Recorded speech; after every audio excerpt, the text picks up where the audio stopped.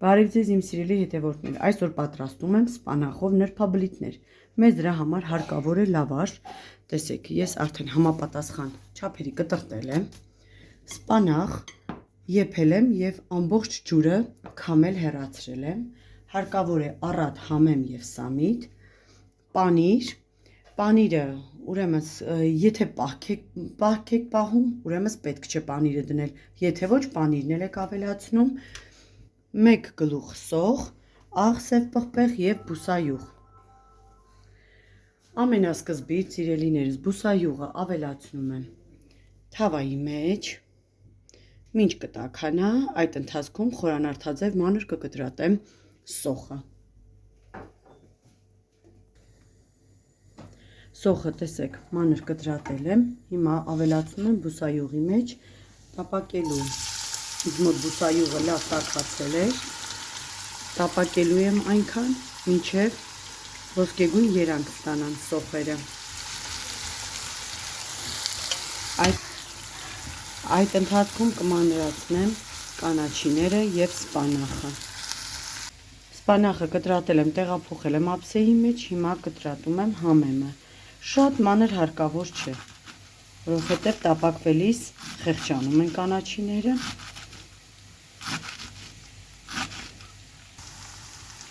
Տեսեք, սոխը լավ տապակվել է, վարդագույն երանգ է ստացել, այս պահին ավելացնում եմ սպանախը, խառնում եմ և արդեն կավելացնեմ իմ կտրատած կանաչիները։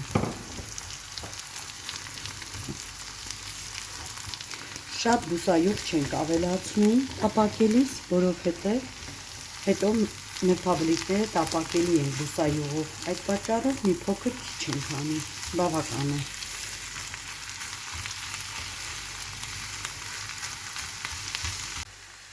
Հիմա ավելացնում եմ համեմը և սամիթն եմ ավելացնելու, նոր միասին կխառնենք և արդեն կհամեմենք։ Հիմա նաև ավելացնում եմ սամիթը ամբողջությամբ, եթե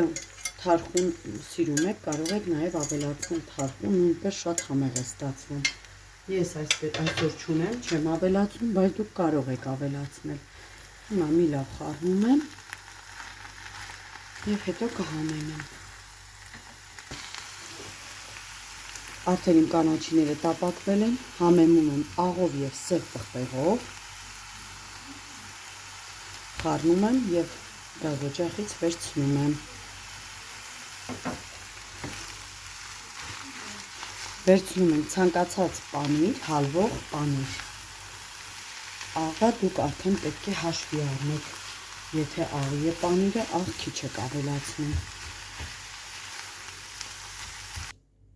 Ահա սիրելիներս, իմ միջուկը պատրաստ է, պանիրը քերիչի միջոցով անց եմ կացրել, հիմա սկսում եմ ձևավորել իմ նրբաբլիթները։ Այսպես վերցնում եմ, 1 ճաշի գդալ միջուկ եմ տեղավորում, ուղղանկյուն նրբաբլիթներ ենք փաթաթելու, որպեսզի տապակելն էլ հեշտ լինի, և պանիր, ես ասեցի, պասի մեջ գտնվողներին պանիր հարկավոր չէ, հենց այսպես էլ շատ համեղ է։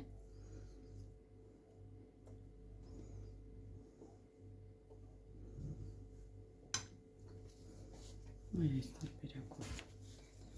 փաթաթում եմ։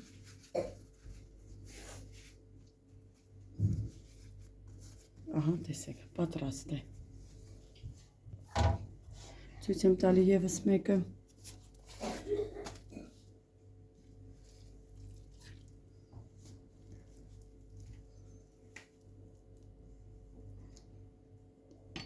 Ավելացնում եմ պանիրը։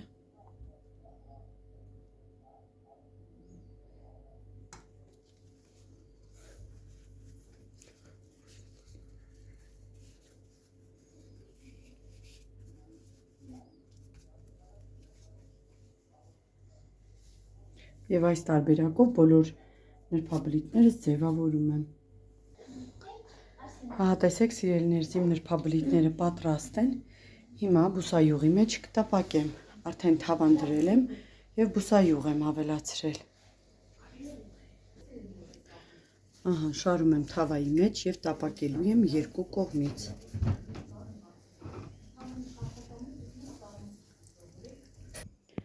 Ահա տեսեք, սիրելիներս, ես իմ նրբաբլիթները գեղեցիկ